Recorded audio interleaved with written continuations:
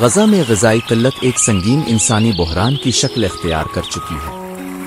جاری تنازع، ناکہ بندی اور بنیادی سہولیات کی شدید کمی نے لاکھوں فلسطینیوں کی زندگی کو خطرے میں ڈال دیا ہے۔ یہاں چند اہم نکات پیش ہیں۔ ایک، ناکہ بندی اور امداد کی کمی۔ اسرائیل کی جانب سے غزہ کی زمینی اور سمندری ناکہ بندی کی وجہ سے خوراک، پانی، ادویات اور دیگر ضروری اشیاء کی ترسیل شدید متاثر ہوئی ہے۔ بین الاقوامی امدادی اداروں کو رسائی میں رکاوٹوں کا سامنا ہے۔ دو، زراعت اور معیشت کی تباہی۔ جنگی کارروائیوں نے زراعت، مارکیٹوں اور خوراک کے ذخائر کو نقصان پہنچایا ہے۔ مقامی پیداوار تقریباً ختم ہو چکی ہے، جس کی وجہ سے لوگ مکمل طور پر امداد پر انحصار کر رہے ہیں۔ تین، بچوں میں غذائی قلت۔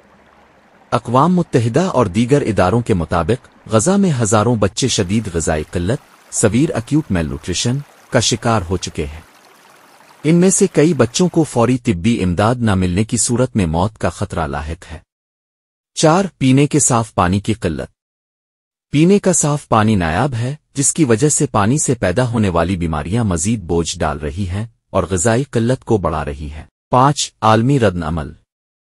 اقوام متحدہ، عالمی ادارہ خوراک اور ریڈ کراس جیسے ادارے متنبع کر چکے ہیں کہ اگر فوری طور پر مستقل جنگ بندی اور انسانی امداد کی اجازت نہ دی گئی تو غزہ قحط کے دہانے پر پہنچ جائے گا۔